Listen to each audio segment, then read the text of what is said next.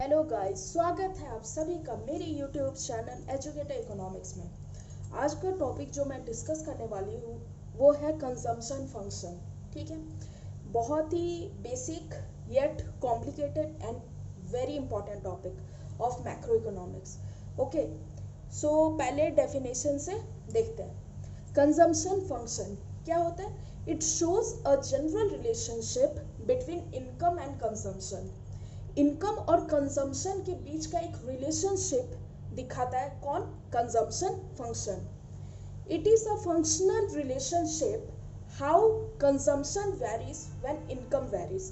Income के very होने से किस तरीके से कंजम्पशन वेरी होता है, वो रिलेशनशिप कौन दिखाता है?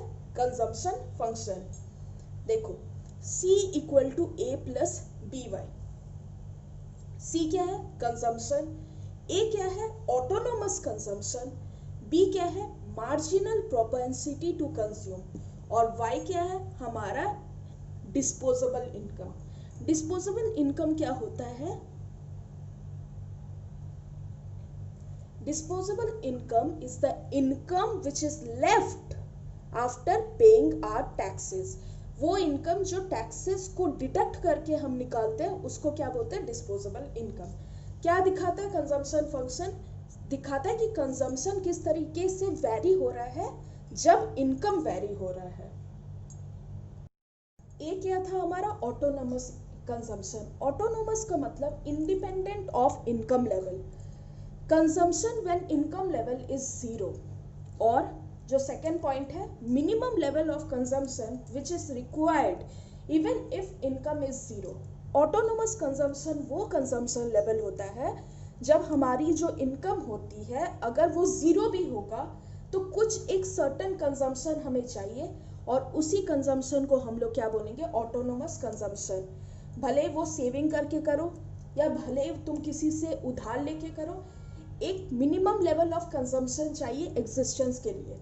भले ही तुम्हारे इनकम जीरो है लेकिन तुम्हें एक मिनिमम जो कंजम्पशन चाहिए एग्जिस्टेंस के लिए, उसको हम लोग क्या बोलते हैं? Autonomous consumption.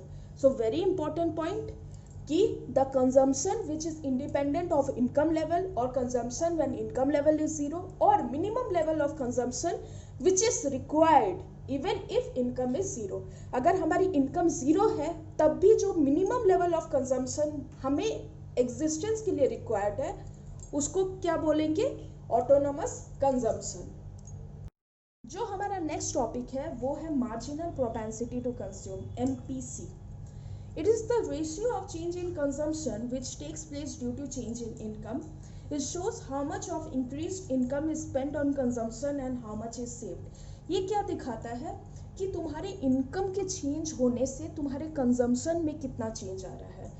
ये क्या रेशियो दिखाता है कि तुम्हारे इनकम में चेंज होने से तुम्हारे कंजम्पशन में कितना चेंज आता है और तुम्हारा जो इंक्रीज इनकम है वो कंजम्पशन में कितना स्पेंड हो रहा है और कितना सेव्ड हो रहा है। मान लो अगर तुम्हारा 1000 से इनकम बढ़ता है तो तुम कंजम्पशन में कुछ इंक्रीज करोगे, कुछ सेविंग में इंक्रीज करोगे।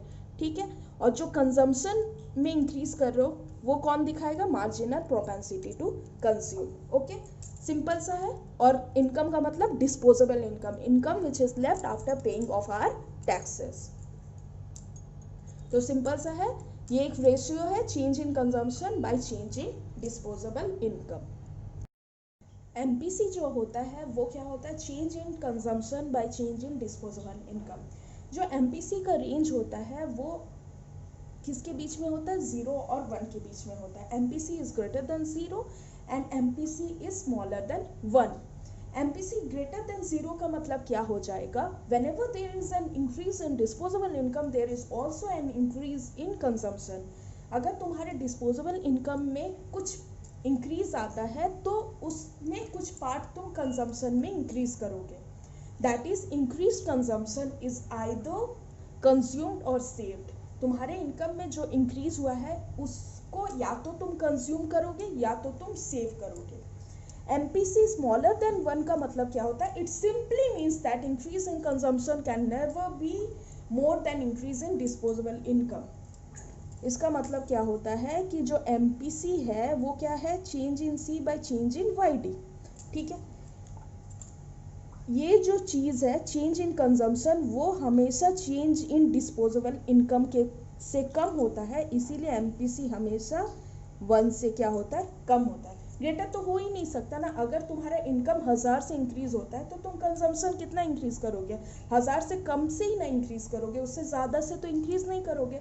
इसीलिए एमपीसी हमेशा 1 से कम होता है और 0 से ज़्यादा होता है। इसको एक एग्जांपल से देखते हैं। तुम्हारे डिस्पोजेबल इनकम में इंक्रीज हो गया 1000 का, उसमें तुम या तो कंज्यूम करोगे या तो सेव करोगे, तो तुम अपने कंजम्पशन को 600 से इंक्रीज कर दिए और सेविंग तुम्हारा ऑटोमेटिकली किससे इंक्रीज हो जाएगा, 400 से। So MPC, what is MPC? The ratio of change in consumption by change in disposable income. So it will be 600 by 1000, so it will be 0.6। Okay, अब इस एग्जाम्पल से समझते, देखो अगर मान लो कंजम्पशन फंक्शन क्या दिया हुआ है, c equal to 3000 plus 0.5y। 3000 यहाँ पर क्या हो जाएगा, ऑटोनोमस कंजम्पशन। क्या हो जाएगा, ऑटोनोमस कंजम्पशन, जो इनकम लेवल से इंडिपेंडेंट है। अगर इनकम 0 भी होगा तो तुम्हारा मिनिमम कंजम्पशन कितने का करोगे, 3000 का करोगे। 0.5y, 0.5 क्या है यहाँ पर, यहाँ पर 0.5 है एमपीसी, मतलब change in C by change in Y is equal to 0.5। इसका मतलब क्या होता है, it represents that when disposable income increases by 1 unit, C will increase by 0.5 unit. अगर तुम्हारा डिस्पोजेबल इनकम 1 यूनिट से इंक्रीज होता है तो तुम्हारा कंजम्पशन कितने से इंक्रीज होगा, 0.5 से इंक्रीज होगा। ओके, अब क्या है, average propensity to consume. Average propensity to consume बहुत सिंपल है, it is the ratio of total consumption to total income. APC is C by Y. ये पॉइंट जो है वो काफ़ी इंपॉर्टेंट है। देखो नेट में कैसा आता है, एप्लीकेशंस बेस्ड आता है, ठीक है, तो इस पॉइंट को समझो। इसी टाइप का बहुत सारा आता है, ठीक है। तो देखो, for poor people both APC and MPC have higher values, but for the rich their values are comparatively low. इसका मतलब ये होता है, देखो मैं एक एग्जांपल से समझाती हूँ। पुअर का चेंज इन इनकम कितना हुआ, सिर्फ 100 से हुआ, और रिच का चेंज इन इनकम 10,000 से हुआ। इसका मतलब ये है कि जो पुअर का जो चेंज इन इनकम होता है वो कम होता है एज कम्पेयर टू रिच, ठीक है। तो उस हिसाब से जो उनके चेंज इन कंजम्पशन है पुअर का, वो ज़्यादा है एज कम्पेयर टू रिच। 100 बढ़ा तो 40 उसने कंजम्पशन में लगा दिया, लेकिन रिच के केस में अगर 10,000 बढ़ा तो उसने सिर्फ 1000 अपने कंजम्पशन में लगाया, ठीक है। अगर एमपीसी कैलकुलेट करेंगे तो पुअर के लिए क्या हो जाएगा, 40/100 विच इज इक्वल टू 0.4, और रिच के लिए क्या हो जाएगा, 1000/10,000 विच इज 0.1। तो यू कैन सी दैट कि MPC of poor is always greater than MPC of rich. क्यों ऐसा होता है, क्योंकि उनका पुअर का जो कंजम्पशन होता है with respect to increased income वो ज़्यादा होता है एज कंपेयर टू रिच। उसके बाद वाला जो टॉपिक है वो है एपीसी एंड एमपीसी शेड्यूल। देखो इनकम जब 1000 है तो कंजम्पशन कितना है, 800, और इनकम जब 1100 है तो कंजम्पशन कितने का कर रहा है, 806 का।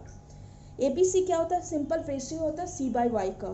तो 800/1000 0.8, और 806/1100 कितना हो जाएगा, 0.73। एमपीसी क्या हो जाएगा, change in consumption by change in Y. ये तो कुछ नहीं है, चेंज इन कंजम्पशन कितने का आ रहा है, 800 से 806 हो गया, तो कंजम्पशन कितने से बढ़ गया, 6 यूनिट से बढ़ गया। और इनकम कितने से बढ़ा है, 1000 से 1100 से 1100, तो इनकम कितने से बढ़ गया, 100 से बढ़ गया। ओके, तो 6/100 एमपीसी क्या हो जाएगा, change in consumption by change in income. तो चेंज इन कंजम्पशन 6 है, चेंज इन इनकम 100 है, तो 6/100 will be equal to 0.06। Okay, this is how you calculate MPC and APC.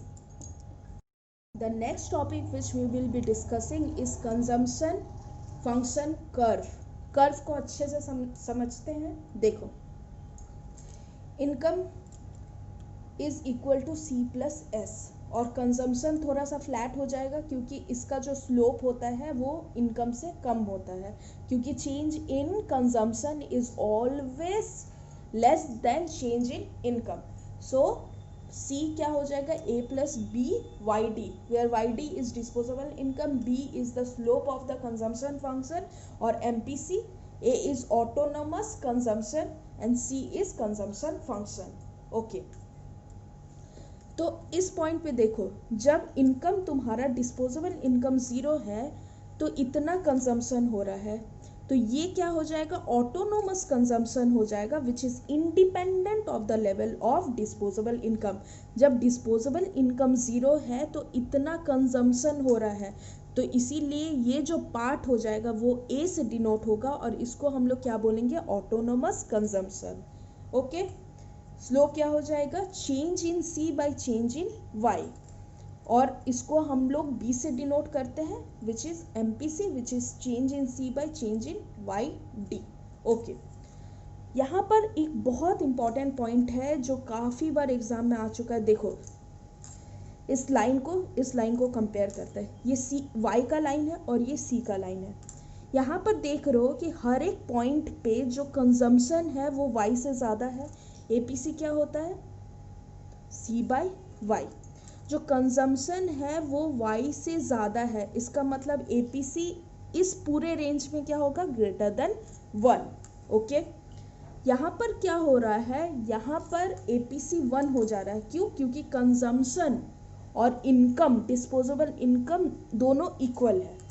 और इस रेंज में देखो, इस रेंज में, ठीक है, राइट हैंड साइड में यहाँ पर देख रहे हो जो कंजम्पशन है वो इनकम से कम है, इसका मतलब क्या हो जाएगा, एपीसी इज स्मॉलर देन 1।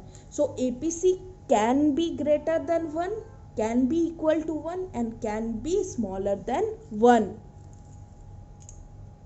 अब हम सेविंग फंक्शन को डिस्कस करेंगे। सेविंग होता क्या है, saving is that part of income that is not spent on current consumption. वो ऐसा पार्ट ऑफ इनकम जो हम कंजम्पशन में खर्च नहीं करते, जो हम सेव करते हैं, जो हम बचाते हैं, ठीक है। The relationship between saving and income is called saving function. Okay, इसमें मैंने पूरा डिराइव करके बताया। सेविंग क्या होता है, डिस्पोजेबल इनकम माइनस कंजम्पशन, ठीक है, वो पार्ट ऑफ इनकम जो कंजम्पशन में हम नहीं स्पेंड कर रहे हैं। तो क्या हो जाएगा, Y D minus C equal to Y D minus C, क्या हो जाएगा, C is A plus B Y, B Y D, तो ब्रैकेट के अंदर A plus B Y D, bracket खोल दिया, minus minus Y D minus A minus B Y D, minus A को बाहर ले लिए, प्लस इन दोनों में कॉमन ले लिए वाई डी, और अंडर ब्रैकेट क्या हो गया, 1 minus B. So saving function can be derived as और written as S equal to minus A plus under bracket 1 minus b yd. Here 1 minus b is the slope of saving function. 1 minus b को क्या बोलेंगे, slope बोलेंगे, और slope का मतलब होता है change in saving by change in disposable income। क्या आ जाएगा, ये constant है तो क्या आ जाएगा, 1 minus b, और slope को ही हम लोग क्या बोलते हैं, marginal propensity to save. So marginal propensity to save is the ratio of change in saving by change in disposable income, and it is given by 1 minus b. 1 minus b, b क्या था, marginal propensity to consume. So MPS equal to 1 minus MPC. Saving function को diagram के through देखते समझते हैं, ठीक है। Negative saving कब होगा, जब हमारा कंजम्पशन है वो हमारी इनकम से ज़्यादा हो जाएगा, तब हमारा क्या होगा, नेगेटिव सेविंग होगा या तो डिस सेविंग होगा। ओके, सो ये रेंज क्या दिखा रहा है, नेगेटिव सेविंग, ठीक है, which is denoted by minus A when consumption gets more than the disposable income. अब ये वाला पॉइंट देखो, यहाँ पर सेविंग जो है वो ज़ीरो हो जा रहा है। सेविंग ज़ीरो कब होता है, जब तुम्हारा डिस्पोजेबल इनकम के इक्वल तुम्हारा कंजम्पशन है। मान लो तुम्हारा डिस्पोजेबल इनकम 1000 है, तो तुम 1000 का कंजम्पशन कर ले रहे हो और सेविंग कितना आ रहा है, ज़ीरो, क्योंकि सेविंग क्या होता है, इनकम माइनस कंजम्पशन, एंड इसी पॉइंट को हम लोग ब्रेक इवन पॉइंट भी बोलते हैं. So break even point corresponds to a point where saving is equal to zero and which means where consumption is equal to disposable income. उसके बाद ये वाला रेंज देखो, इस रेंज में क्या हो रहा है, पॉजिटिव सेविंग हो रहा है. इसका मतलब क्या है, जो डिस्पोजेबल इनकम है वो कंजम्पशन से ज़्यादा है. सो जो कंज्यूम नहीं हो रहा है उसको हम लोग क्या कर रहे हैं, सेव कर रहे हैं. इसका स्लोप क्या हो जाएगा, change in S by change in Y D. Slope also given by 1 minus B, अभी मैंने दिखाया, which is equal to change in S by change in Y D. और इसको हम लोग मार्जिनल प्रोपेंसिटी टू सेव से भी जानते हैं. सेविंग जो हमारा है वो नेगेटिव हो सकता है कब, when the income is zero or at low levels of income such that consumption is greater than disposable income. हमारे इनकम से अगर कंजम्पशन ज़्यादा हो रहा है इसका मतलब हमारा सेविंग क्या है, नेगेटिव है, या हम डिस सेविंग कर रहे हैं. Okay. As income increases, saving also increases but more than increase in consumption. हमारा जैसे जैसे इनकम इंक्रीज होगा वैसे वैसे हम कंजम्पशन में जितना इंक्रीज करते हैं उससे ज़्यादा हम क्या करते हैं, सेविंग में इंक्रीज करते हैं. ये बहुत इंपॉर्टेंट पॉइंट है, इसको नोट कर लेना. नेक्स्ट टॉपिक है वो काफ़ी इंपॉर्टेंट है, ये रिलेशनशिप बिल्ट अप करता है. देखो, हमारा जो डिस्पोजेबल इनकम है उसको या तो हम कंज्यूम करते हैं या तो हम सेव करते हैं. ठीक है. So change in disposable income will be equal to change in consumption plus change in saving. इसको वाई डी तीनों left hand side and right hand side को डिवाइड कर दो, तो Y D by change in Y D equal to change in C by change in Y D plus change in S by change in Y D. ये क्या आ गया, 1. और change in C by change in Y D क्या होता है, MPC. और change in S by change in Y D क्या हो जाएगा, MPS. So it is derived that the sum of the marginal propensity to consume and marginal propensity to save is always equal to 1. और जो हमारा MPS का range होता है वो भी 0 से 1 के बीच में होता है. It means that incremental income can either be consume और सेव. जो हमारे इनकम में इंक्रीज हो रहा है उसको या तो हम कंज्यूम करेंगे या तो हम सेव करेंगे, क्योंकि जो सेविंग में जो चेंज है वो हमारे डिस्पोजेबल इनकम के चेंज से हमेशा क्या होगा, कम होगा. ओके. इसीलिए ये स्मॉलर देन 1 होता है. ओके. अच्छा गाइज, ये मैंने कंजम्पशन, सेविंग सब कुछ डिस्कस कर लिया है. Please if you like my videos then please do subscribe my channel और बेल आइकन को भी प्रेस कर देना. और keep motivating, keep commenting. Thank you guys, take care, see you.